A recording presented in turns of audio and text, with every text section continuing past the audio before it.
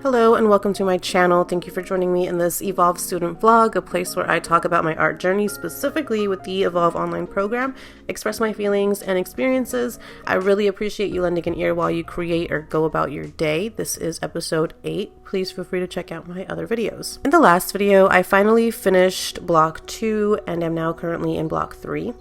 In block 3, we begin practicing color mixing, and I'm not going to go too into my thoughts so far into block 3, but instead give an overview of what I've learned from block 2. Firstly, painting from life was definitely a game changer.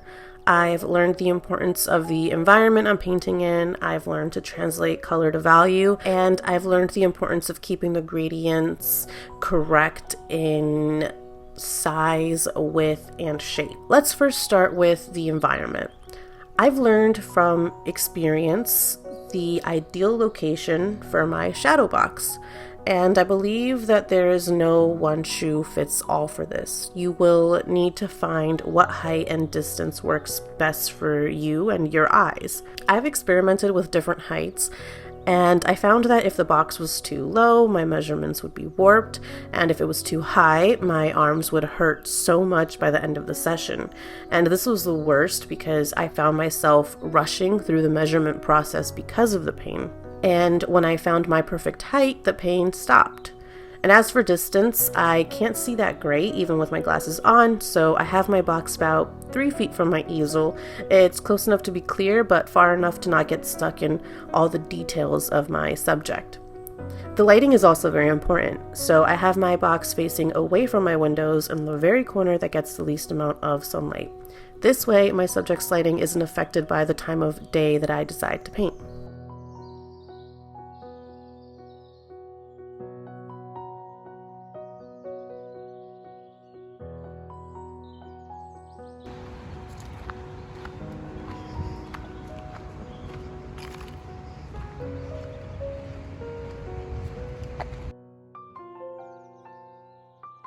As I said in my last video, I feel that block 2 definitely took my art to the next level.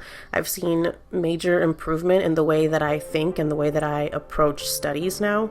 Along with a solid understanding of value and how they relate to each other, I also learned the importance of keeping the gradient shape and width accurately. I already knew that it's important to paint the shapes correctly, like of the planes of the face, to achieve the likeness.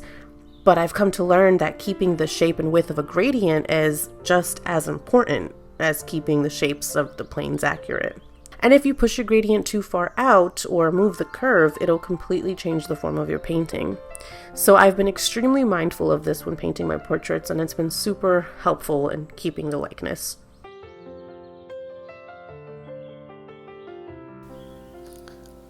Okay. For the most part, I think I got the colors pretty right, except for that blue, because it's much lighter in the middle, so it's like kind of messing with me. But besides that, I think I now I'm feeling like this should have been a little bit more orange through the camera. When I see it in person, it looks like really spot on, again, except for that blue. That blue I think could have been a little bit better. But besides that, it looks pretty close, I think. I don't know, I could be wrong.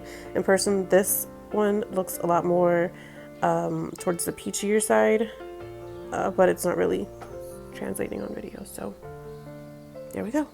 Looking back, I've definitely had highs and lows in this block, but overall, I really enjoyed it. Most of all, I really love how fancy my paintings look in grayscale and the depth that can be created using only 4 values. And although I'm past this block, I do want to continue making more grayscale studies, just because there's something about grayscale that has grown on me. And it's not just because it feels like we've done so many grayscale paintings that I'm just used to it, but because of how valuable the experience is. Taking what you see in life and processing how to change it to grayscale without using your camera or a filter to do that for you is so beneficial. It forces you to really think and break down the relationships that are within your study. And the more often you do that, I do believe it becomes easier to change color to value later on. I think exercising like this is great for all skill levels because it's simple but can become challenging.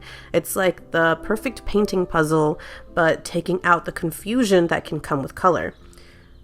The measuring from life I didn't really care about too much because it was a pain most of the time, but I do think it helps your eyes get used to eyeballing measurements. Like when I found the sweet spot of the height, it really did make a big difference. The only problem is that I'm still procrastinating on doing the paintings that come from life. When it comes to doing the ones that we do from photo, I jump on it immediately. I always get those assignments done rather quickly. But then when it comes to doing assignments from life, that's when I start kind of dragging my feet a little bit because it's very tedious and I don't want to do it, but I know that I really should because not doing it is not going to get me closer to where I want to be. Sometimes it's hard for me to explain or bullet point what I've learned while painting, but I hope that what I've said really grasps what I took away from Block 2. In the next video, I will talk a little bit more about my thoughts on Block 3 so far, and hopefully, fingers crossed, I'll be halfway through it because I am not halfway through it yet. Thank you so much for joining me. Leave a thumbs up if you're still here. Keep spreading joy through your art, and I hope to see you next time. Bye!